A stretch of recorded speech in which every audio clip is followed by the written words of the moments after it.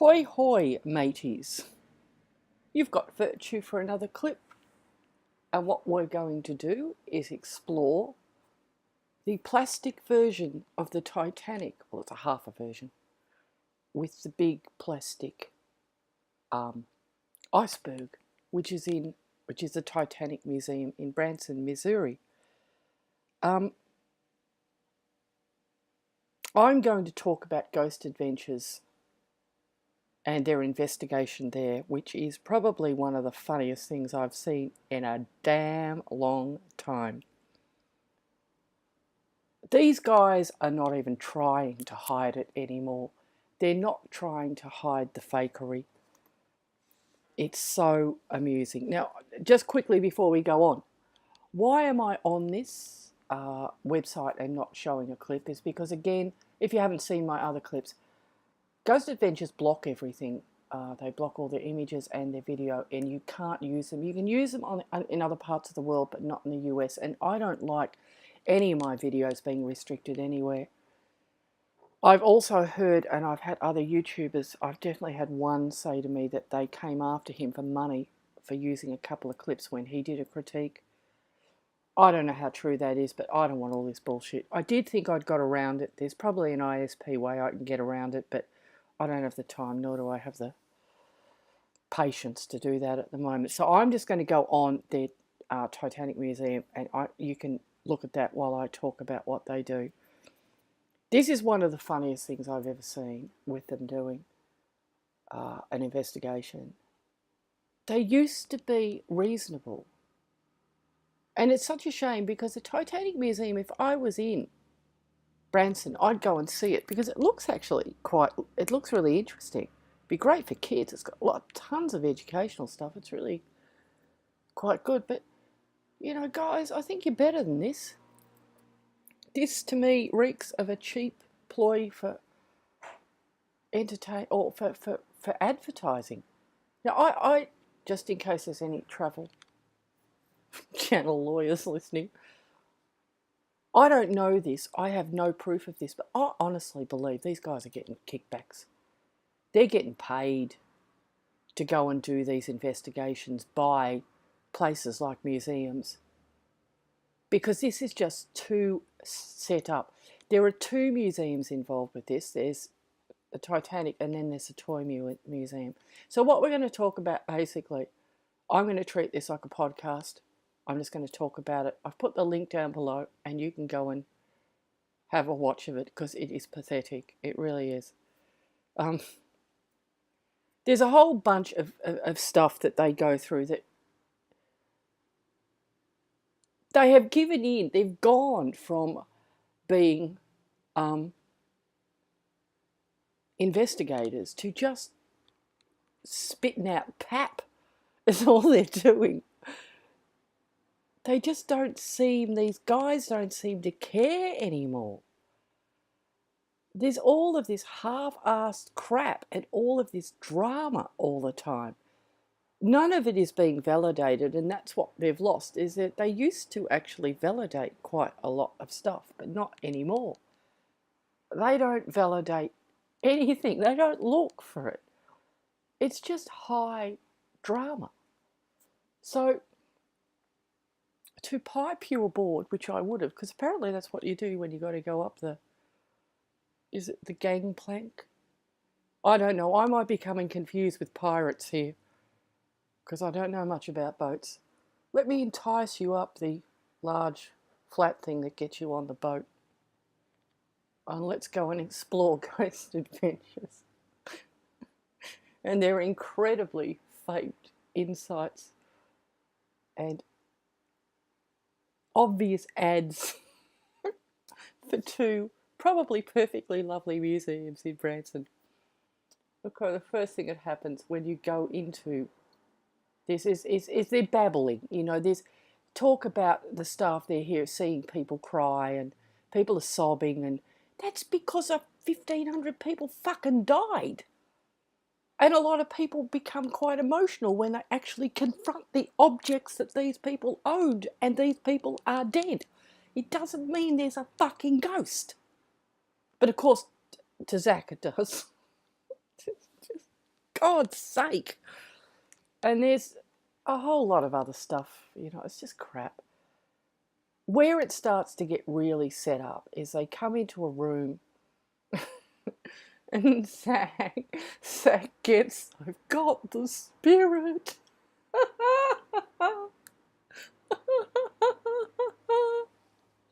Oh, I wish I knew some ship terms because I'm trying to get some, but I don't know any. Welcome aboard. Not very good, is it? All right, I'll go back to talking about dead people. I'm much better at that. He gets the spirit and he stands there and he sticks his hands out and he says, "Oh, can you feel that?" And this other poor woman that's obviously been roped into it, he gets, "Put your hands here," he says. He doesn't say, "I've got the spirit," but fuck, I've got the spirit. I wish he had. You know who says that? Jim Baker says that. That's a whole new other video, believe me. Oh dear. I've got the spirit. So Jim Baker says it when he's having one of his psychotic turns. However, we're not talking about Jim. We are going back to talking about Zach. This poor girl gets dragged over. She sticks her hand somewhere near Zach and says, "Oh yes, I can 100%."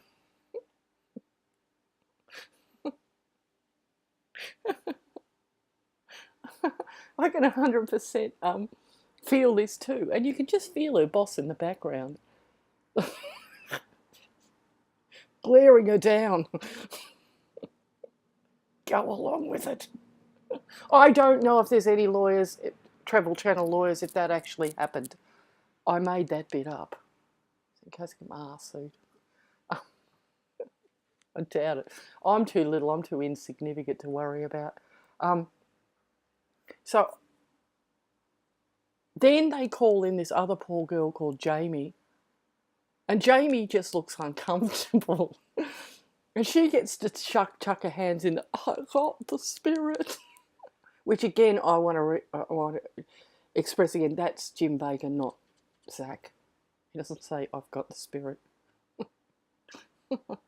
I'm not saying he's Jim Baker either. He's not. I just need to stick to the subject. Anyway, let me go on. Should learn to behave myself occasionally. Poor Jamie looks absolutely like, she said nothing. She didn't even get to answer. She just looked confused. Obviously the boss wasn't glaring at her. So then Zach goes off, "Get the spirit box, bring it here," all in this high drama. So they bring this stupid spirit box over. Unfortunately for them, nothing was said, which we're all not surprised about. But then it came out through the course that one of the staff members there said, "Oh, but this is my ghost story." Because Zach says, "Oh, there's a child in here. There's a dead child in here." And this girl goes, "Oh, this is my ghost story." Honestly, their acting isn't even really good. I'm a shit actor and I could do better than any of them could. So I went up. So they got taken up to these windows, okay? Now there's this long run of windows, probably maybe 15 of them, 10, 15, I didn't count. And it's in between like the promenade and the captain's room, which I also don't know the proper name of because I know nothing about boats. Ahoy.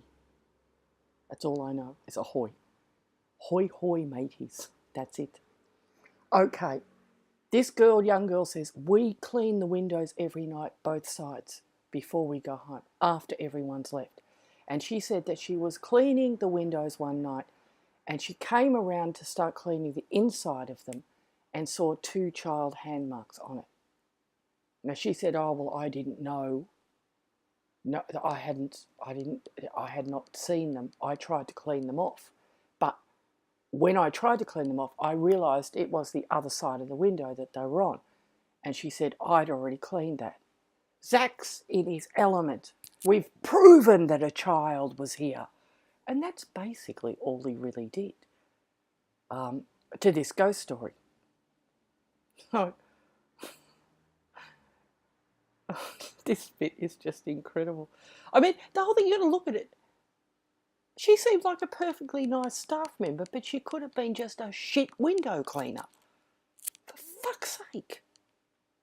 She might have been tired. She could have been wanting to go home. She could have just missed the bloody thing. Oh, honestly. So the next thing Zach says, coincidentally, which window was it? And she knows which window it was. So she goes up a few windows from where they've been talking and points to it. And Zach starts examining the window. Zach. Hoi hoi, Zach. I've got the spirit. Sorry. Zach starts to examine the window, and what do you believe was there? 2 child handprints again. And Zach says, why, innocently as he can, why are there handprints on the window? Oh, for fuck's sake, are you joking? Really? You expect us to believe this? I work with the dead, for those of you that don't mind my work. I don't come from this. I do come from a skeptical point of view, believe me. But I actually work with the dead. I work with real hauntings. And they don't fucking perform.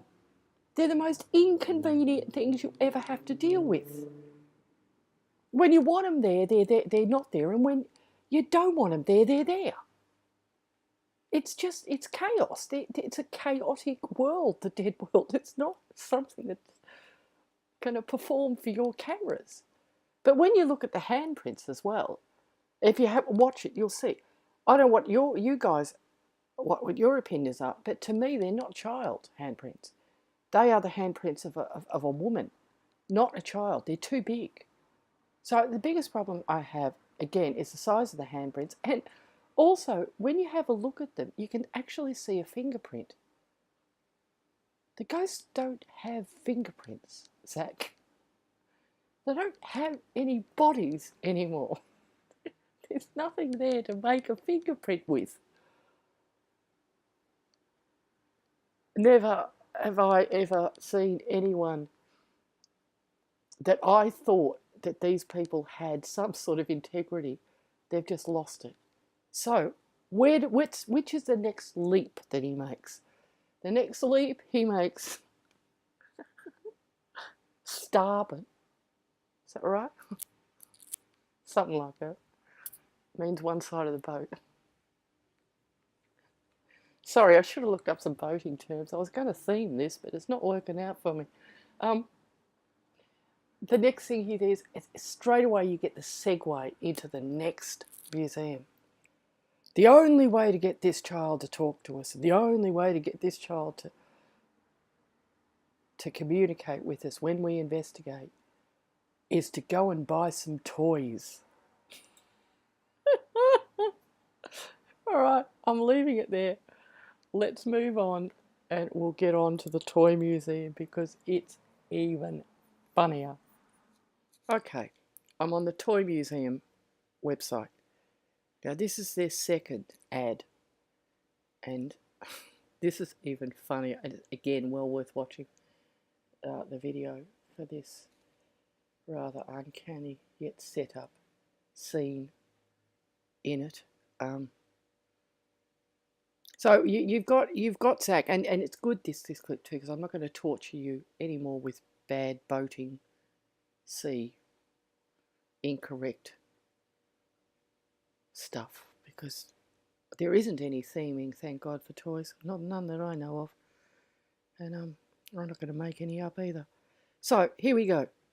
You got Zach outside, very excited, the toy museum, singing its praises, and they go in, and this woman, who obviously, well, owner or employer, I have no idea, welcomes them in, and of course this is just crap again.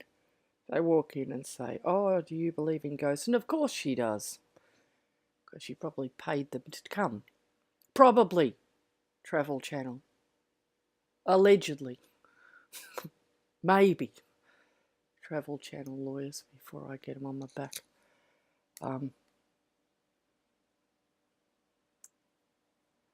So she says that she definitely believes in ghosts, and then they seem to do some sort of American Pickers sort of style TV show for a little while, where they sift through all of the stuff that's in the museum and try and bargain prices out of her.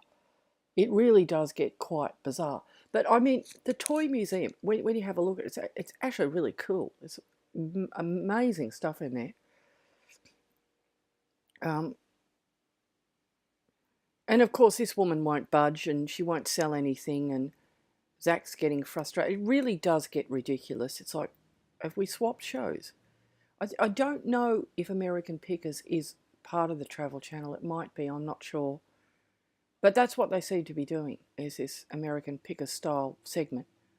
And then, of course, we get to the cruncher, which is that Zach says, well, you're not going to sell us anything. They're asking to borrow it. They're asking all this stuff. And she's, no, no, no, no. And then she says, so brilliantly, but we have a gift shop. Ching, ching. How convenient. So, of course, they go into the gift shop and they start, and they're holding products up and saying, yeah, oh, this is really cool. Isn't this cool? It's another ad. I mean, the whole thing was to go through that museum and show what was in there to get people down there. And really, come on, guys, you're not even trying. Because it's just BS. I honestly believe that they must be getting some sort of payment for this. And I think it's just hidden sponsorship, really. I think it is Travel Channel lawyers. I don't know. Anyway, so they go into this area and they're talking, coincidentally, again, they're talking about that Zach is concerned that they didn't get anything really antique because she wouldn't sell them anything and they had to buy the replica stuff. And this woman's saying, oh, but a spirit shouldn't know the difference. Oh, what the fuck sort of conversation is this? What, spirits know about shopping now, do they? It's the first I've heard of it. They know nothing about that stuff. I mean, for God's sake. It's just ridiculous. But around them, where they're standing, there's Aaron, Zach, and this woman. And there's this train on a small, probably 12-foot in diameter track that goes above their heads. It's sort of attached, I guess, to the roof somehow. And there's a train that goes round it, like it's, you know, a display type of thing.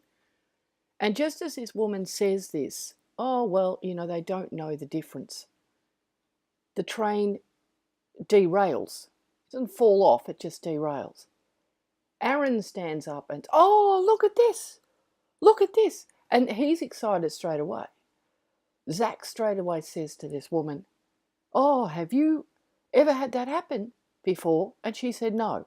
Oh, come on. What, it's never fallen off its tracks? Those trains do that all the time. My son used to have them. It used to drive me fucking crazy. He'd be in there crying. And what's the matter? It's derailed again. Jesus, why do I have to do this? I'm going to be a train mechanic now. They lose their wheels. They have all sorts of things. I mean, come on. Not one of them went and got like a chair or a ladder or something and checked why it had derailed. There was nothing. There was no checking, no validation. Zach again was straight into, oh, that's because the spirit knows that we're buying something that isn't real. What? That spirit heard you? Oh, for fuck's sake. I didn't realise they were such expert shoppers.